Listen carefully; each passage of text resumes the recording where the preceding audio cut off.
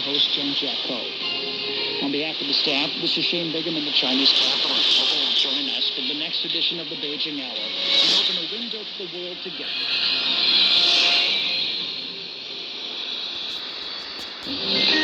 Takeaway Chinese, where you can take some Chinese away and experience progress day by day.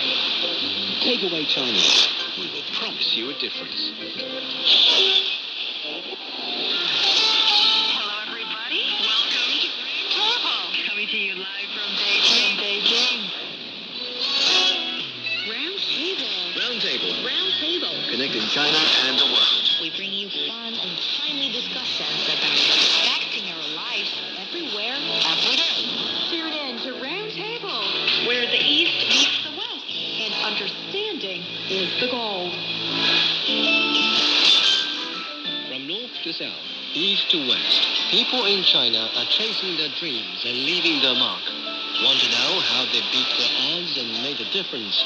Footprints brings you the true life stories of their journeys.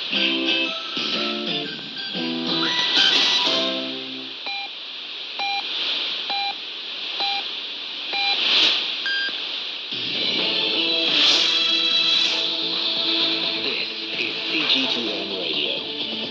Hear the difference.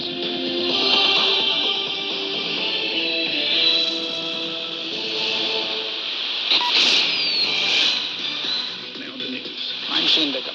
Hong Kong Chief Executive Carrie Lam says she's not planning a citywide lockdown to curb a recent COVID-19 surge. She also says the Hong Kong government's response has not been satisfactory.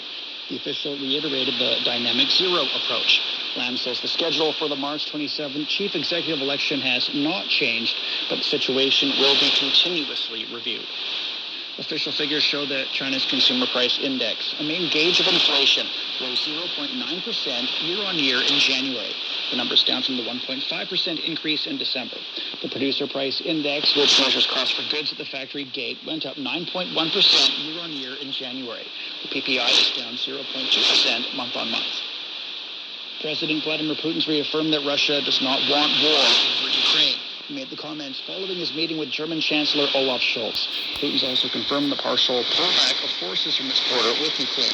Julia Chapman has details. Both leaders seem to agree that dialogue was still the way forward. President Vladimir Putin saying that Russia is still willing to engage with the West on its security proposals, despite the fact that it hasn't found satisfactory responses to them. Of course, Russia demanding that NATO stops expanding, stops positioning offensive weapons in Eastern Europe. That has been a big bone of contention for authorities in Moscow. But Olaf Scholz was also very confident that dialogue should continue with Russia. Of course, Germany has sometimes been criticized for being too close to Moscow, too friendly. Of course, he did still have some criticism for the Russian state, talking about the crackdown on civil society here in Russia, referring to Alexei Navalny, the opposition figure who has been in court once again today. But Olaf Scholz has been insistent that Russia and the West should continue talking. President Joe Biden says the U.S. has not yet verified Russia's claim that some of its forces have withdrawn from the Ukraine border. That would be good, but we have not yet verified that. We have not yet verified that Russian military units are returning to their home bases. Indeed, our analysts indicate that they remain very much in a threatening position. And the fact remains, right now, Russia has more than 150,000 troops encircling Ukraine and Belarus and along Ukraine's border. Biden reiterated his call for Americans in Ukraine to leave before it's too late. He also acknowledged the likelihood that U.S. and allied sanctions on Russia would have significant blowback on the American economy. More than 1,400 municipal workers have been fired in New York City for failing to meet the vaccination deadline last Friday. The majority are teachers and other staff in the education department. Firefighters, police officers, and sanitation workers are also included. It was reported that around 3,000 city employees could lose their jobs after the deadline last week. The fate of around 10,000 New York City employees is pending, as their assumption requests on medical and religious grounds are being processed. The city has around 370,000 municipal workers. The hackers revealed over 90,000 names, email addresses, and locations of people who donated to the Canadian trucker protests. The hack records show more than half of the donors were from the United States. Protests against Canada's vaccine mandate for cross-border travel into the U.S. and other COVID restrictions broke out late last month. Prime Minister Justin Trudeau invoked the Emergencies Act for the first time in the nation's history, calling the protests illegal, while enabling the government to block funds from reaching protesters. Honduran police have paraded former President Juan Orlando Hernandez in front of the media. The former president was arrested at his home and detained on Tuesday following an extradition request from the United States government. According to a U.S. Embassy document, Hernandez is wanted on weapons and drug trafficking charges.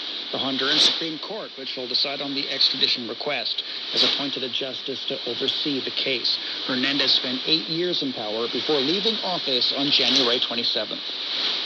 A top UN envoy says the humanitarian situation in Somalia remains extremely dire, and the country is the most severely affected by drought in the Horn of Africa. James Swan has told the UN Security Council that the drought's impacted 4.3 million people in Somalia.